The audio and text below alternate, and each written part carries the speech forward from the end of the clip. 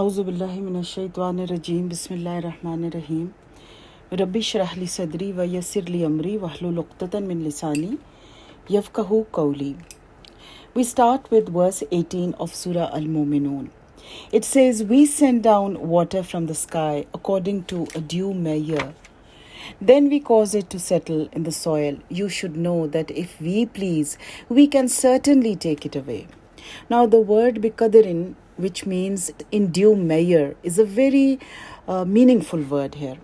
Now, this word denotes how feeble and utterly powerless man is.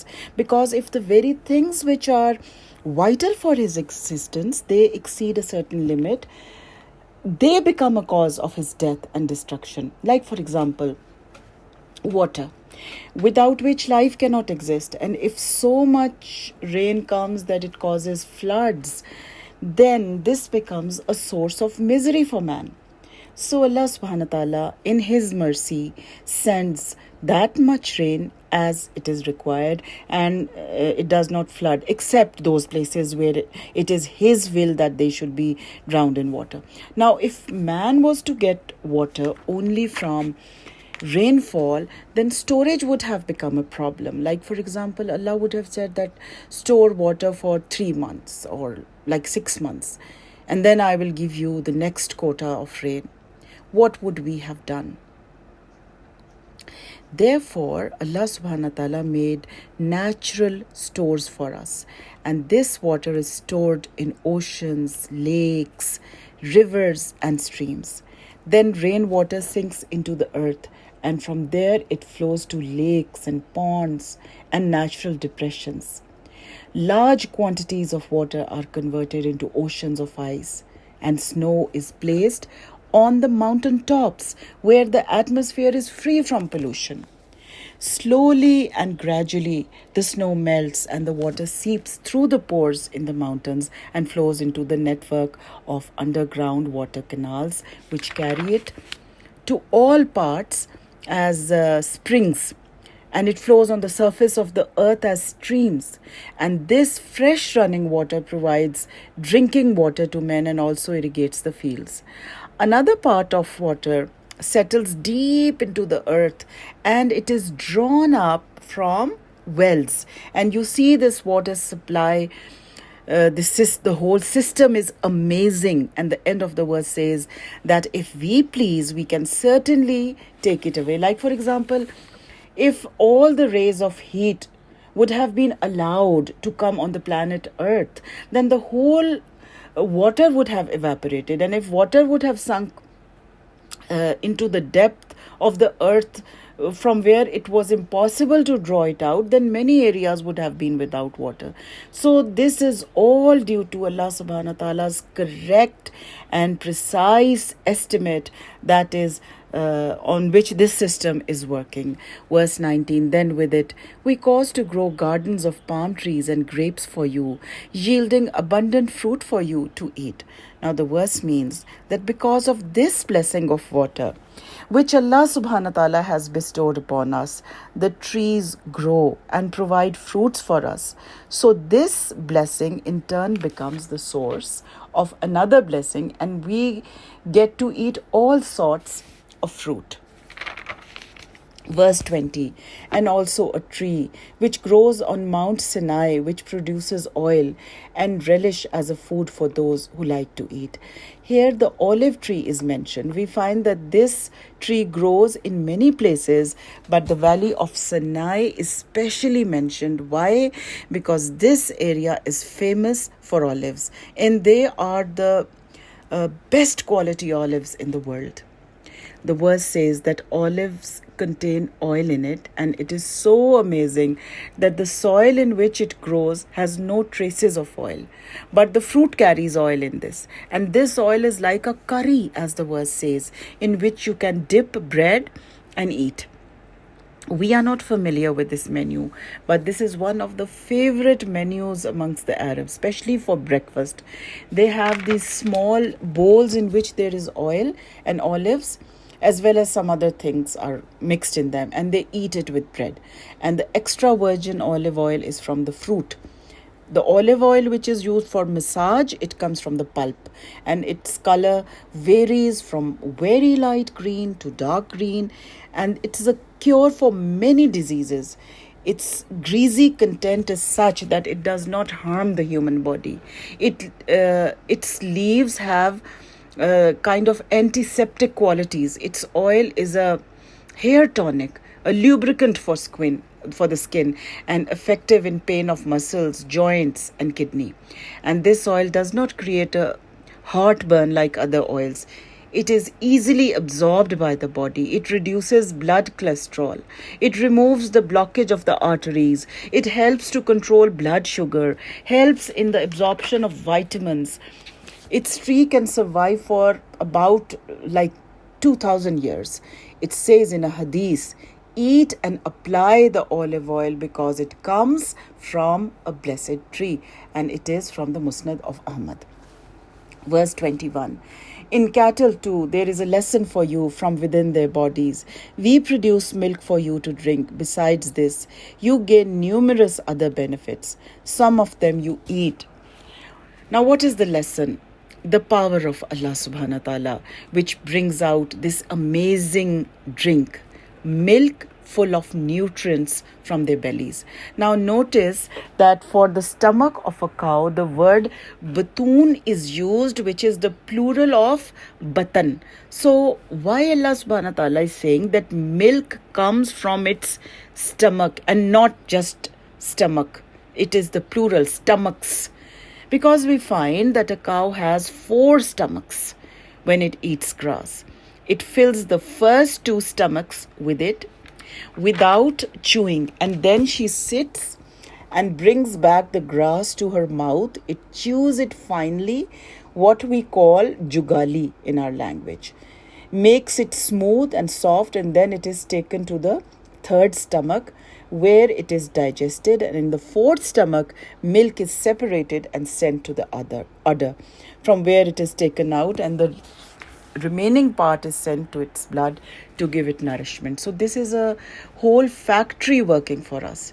Then the verse says that there are many benefits in it. Like, for example, we get butter, we get ghee, we get cheese, which are in turn used in so many products. Their meat is also used. Then their wool, their hides, intestines, everything is under one use or the other. It is utilized. Verse 22, yet on others as well as on ships you ride. They are mentioned along with ships because the purpose is the same. That is transportation. Verse 23, we sent Nuh to his people. He said, O my people, worship Allah. You have no other God but him. Are you not afraid of him for committing shirk? Now, in the previous verses, we read that Allah subhanahu wa ta'ala reminds us of the many favors he bestowed on us, like the layers of the 7 heavens above us, and the system of the rainfall and water distribution, the various fruits and milk, etc. And Allah subhanahu wa ta'ala said that he did all this because he is not negligent. He is not heedless of his creation.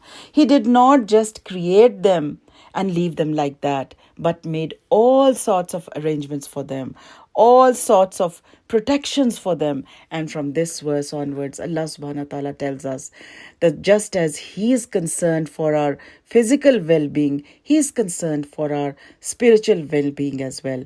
And in every era, he sent prophets to guide us.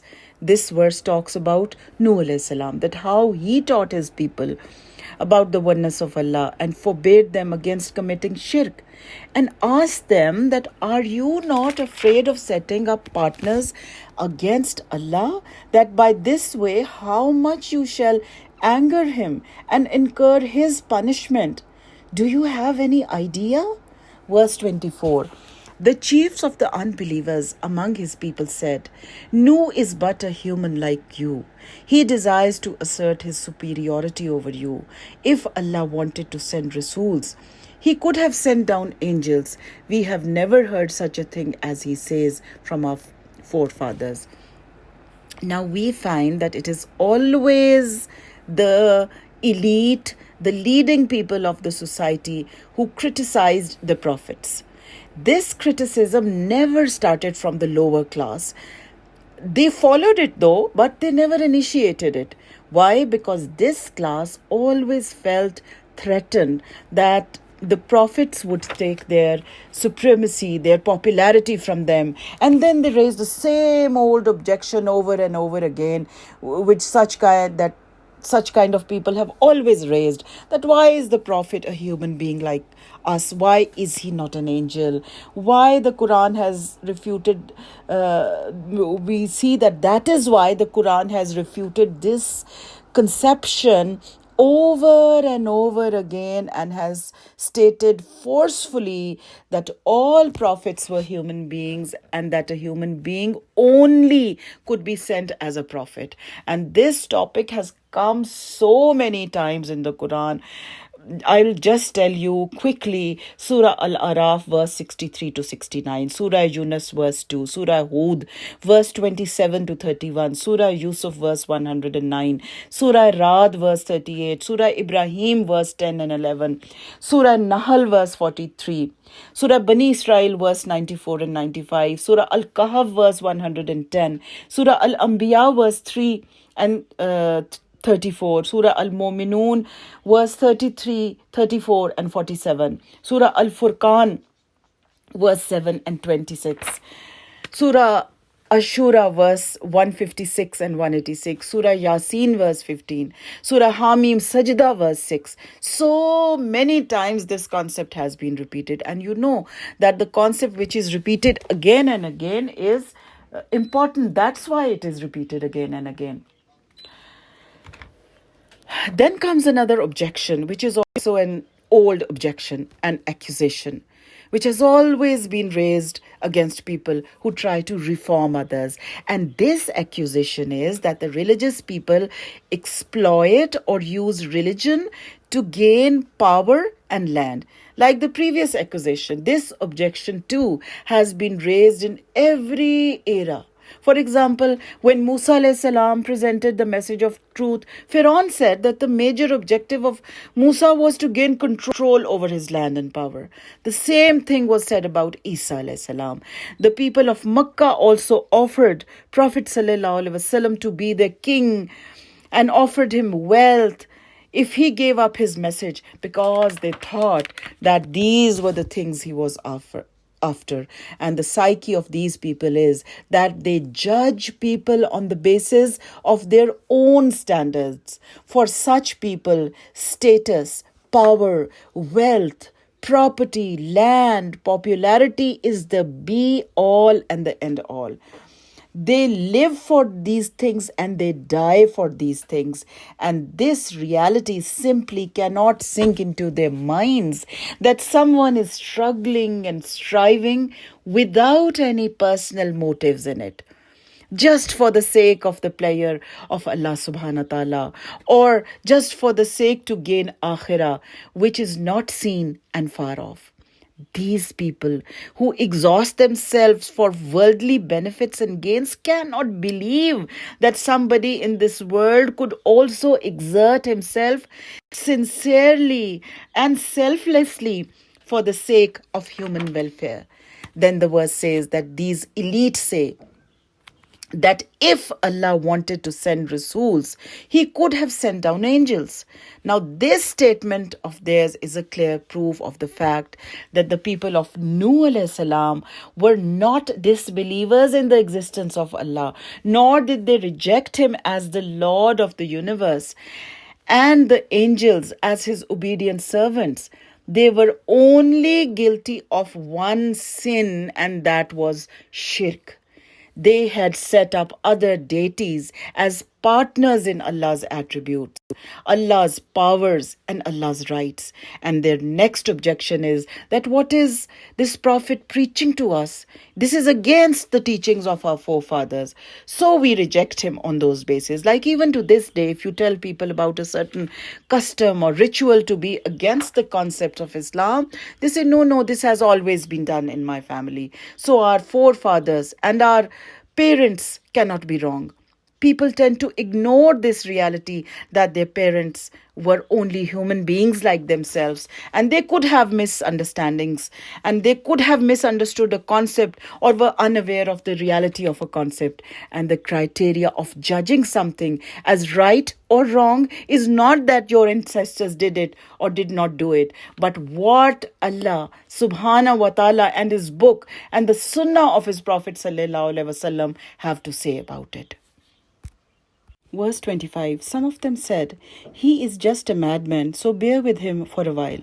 Now, this title of being a madman and crazy has also always been given to the prophets. Like the people of Makkah used to say this about Prophet sallallahu alaihi wasallam, nauzubillah, because their minds, they were like engrossed in love of dunya. They could not register that someone would give up his desires, his comforts, his wealth, his luxuries for a promise which is far off. And people like them were not even sure that it will be even fulfilled or not. Even today, if someone turns to Deen, and especially if he tries to preach also, then people say he has become a fanatic, a fundamentalist, extremist, and like he has switched into this phase, and very soon he's going to get out of it. So just wait and see. Verse 26, Nuh said, O my Rabb, help me against their calling me a liar.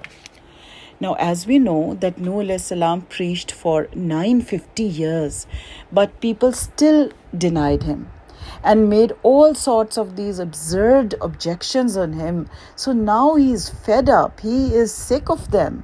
He had tried beyond the level of human patience. So now he prays to Allah that Allah help me. Help me against these people, as it says in the verse, that's verse 10 of Surah Al-Qamar. Then cried Nuh to his Lord, I am overcome, so take your revenge on these people. Then verse 26 and 27 of Surah Nuh says, and Nuh said, O my Lord, do not leave of these disbelievers any dweller upon the earth, for if you spare them, they will mislead your servants and will beget none but sinners and disbelievers. Verse 27, so we revealed our will to him, saying, build an ark under our supervision according to our instructions, and when our judgment comes to pass and water wells out from At-Tanur, take aboard a pair of male and female from every species, and take your family, except those of them against whom the judgment has already been passed, and do not plead with me in favor of the wrongdoers, for they are doomed to be drowned in the flood. So Allah subhanahu wa ta'ala responded to his dua and taught him under divine revelation how to build a ship, and told him beforehand about the flood and the indication of the flood as well, that when water starts gushing out from the oven, then the instruction that he should take a pair from every species of animal. Why? Because Allah had ordained that everything would be drowned, and one pair from every species would be saved so that they don't become extinct. Then the verse says that all members of your family will embark on the ship except against whom Allah's judgment is passed. And this refers to the wife and son of Nuh alayhi salam. And Allah warns him that don't even plead in their favor. Verse 28, when you have embarked on the ark with your companions, say, praise be to Allah who has delivered us from the nation of wrongdoers. Now, in his extreme rahmah and mercy, Allah subhanahu wa ta'ala is teaching him how to make dua as well. Verse 29, and pray, O my Rabb, bless my landing from this ark, for you are the best to make my landing safe. Now, we should also make this dua whenever we go somewhere, because the purpose of the mention of these duas in the Quran is to guide us how to make duas on different occasions. Verse 30, there are many lessons in this story, and surely we do test people Now, what is the major lesson in this story? That haq, what is haq? Truth will always prevail in the end, and Allah's help will come for His sincere devotees. And falsehood, that is batil, will perish. And another lesson that we get in this story is that being related to someone righteous cannot save you if your own deeds are denying Allah's commands, as we see in the case of Nuh alayhi salam's wife and son. Then the verse says that surely we do test people. The purpose of saying this is to warn people that they will not be left alone after they have been granted power in the land and over good things of life, but Allah will put them to test to see how they use their power, how they use their blessings. And whatever happened with the people of Nuh alayhi salam was in accordance with this law. And the same will happen in future with any community which is raised to power. Verse 31, then we raised after them a new generation, the people of Ad. Verse 32, and sent to them a Rasul, that is Hud alayhi salam, from among themselves, who said to them, worship Allah, you have no other God except Him. Will you not fear Him for committing shirk? So Hud alayhi salam, who came to the people of Ad, he too came up with the same message of Nuh alayhi salam. The same message, worship one Allah. And this message actually liberated people from other people and stressed on focusing on Allah alone. Verse 33, but the chiefs of his people who disbelieved the message and denied the life of the hereafter, on whom we had bestowed prosperity in this worldly life, said, this person is but a human being like you. He eats of what you eat and drinks of what you drink. Now, it should be noted that all those people who opposed the messengers had three common traits. Number one, they were the chiefs of the people. Number two, they denied the hereafter. And number three, they were prosperous in worldly life. Their problem was that they loved the life of this world so much that they could not conceive that their glamorous way of life, which had given them power and prosperity, could ever be wrong. Therefore, they opposed their messengers because they took away their peace of mind by preaching that there was a life after death. And they shall have to render an account to Allah of what they had and what they did. And this was exactly what was happening in Makkah. Now, these chiefs launched these ideas into the common people that don't be impressed by the prophets. There is nothing special about them. They are just common people like us. And what proof do they give you for that? That they eat, they drink what you eat and drink. Why did they do this? Because they felt that the message was spreading amongst the common lot. And there was a real danger that they would be influenced by the pure character of the messenger, and their own superiority would automatically come to an end. And they started deluding people by raising such objections against them.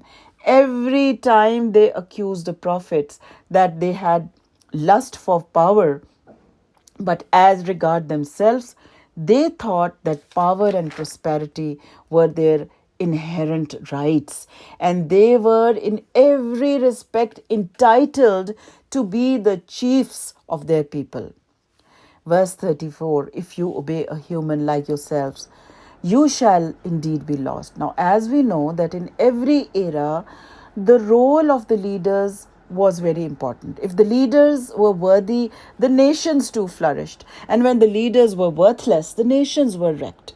Now, these men in their arrogance assume that only they are worthy to carry the leadership because they are the rich, they are the influential people of their times. And so they are warning the common man that if you follow as your leader someone who is as ordinary as your own self, then you are heading towards a disaster. You are heading towards a definite loss. Verse 35, what does he claim that when you are dead and turn into dust and bones, you will be brought to life out of your graves? Now, the most objectionable thing about the prophets is that they preach about resurrection. They preach about accountability. Verse 36, impossible, just impossible is that with which you are being threatened with. Now, the same concept, eat, drink, and be merry, for tomorrow we die. Now, we might not be saying it, but if that's all our actions are about, if that's all we are doing, eating, drinking, having a merry time, then what can we expect in the hereafter if we have sent nothing ahead? Verse 37, there is no other life but a life of this world. We live here and die here and shall never be raised to life again. Now, this is the same statement which many secular people make today, that you live only once. Verse 38, this man is but an impostor, forging a lie against Allah, and we are not going to believe him. Verse 39, at this the Rasul prayed, O my Rabb, help me against their calling me a liar. So the same thing happened with Hud alayhi salam, like Nuh alayhi salam, that he kept on bearing with patience the opposition of the deniers. But when he could not take it anymore, he made a dua to Allah of help for helping him against them. And Allah knows how much sincere struggle and efforts these prophets put in serving their mission. And He knows that with what intensity and humility they are making this dua. That is why their duas were spontaneously accepted. Verse 40, Allah responded, after a short time, they will surely be sorry. Verse 41, so the blast overtook them in all justice, and we swept them away like the rubbish of dead leaves. So gone is the nation of wrongdoers. Look at the divine contempt in these words. When people don't value the hereafter, when people treat Allah's book as something worth not bothering about, then in Allah's eyes, they too are not worthy of being thought about. Their worth is like rubbish, it's like trash flowing on top of water in Allah's eyes. Verse 42, after them we raised other generations, meaning that many generations followed this nation. For example, the nation of Saleh alayhi salam, Lut alayhi salam, Shoaib alayhi salam, the Bani Israel.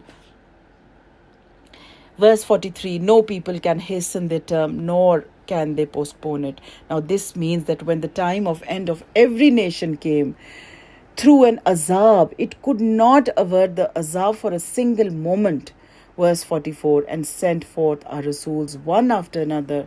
Every time a Rasul came to his people, they disbelieved him. So we punished them one by one and made them a history. So gone is the nation of the disbelievers.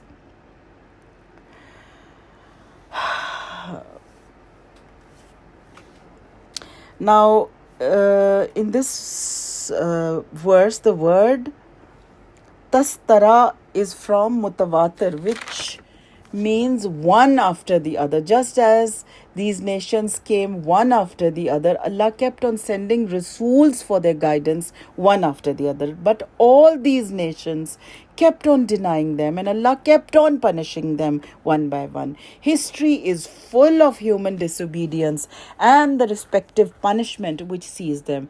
And gone were these nations one by one. And the word Bo'dan is not simply gone, but gone due to curse, what we call lanat. Like we say, these are harsh words, like we say, कि अल्लाह ने उनको दफ़ा कर दिया. And the sad part is that these nations did not learn any lesson from the previous one, and they all ended in the same pattern, the same behavior, the same pattern. The same pattern of going from this world. Verse 45, then we sent Musa and his brother Harun with our signs and clear authority. Signs and clear authority means the miracles given to Musa alayhi salam, meaning that Allah sent with him ample convincing proofs to convince Pharaoh and his people. Verse 46, to Pharaoh and his chiefs, but they received them with arrogance, for they were very self-exalting people. Now this was the basic problem with this nation: arrogance and self-exalting people who think that there is no one as special and supreme as they are. And this is the biggest hindrance in the way of accepting truth. Such people are so full of their own praise, their own glory, that they are blinded by it, and their minds are blocked by the thick veils of this arrogance. I think we need to end here. The time is up. Wa akhiru dawana anil hamdulillahi rabbil alameen.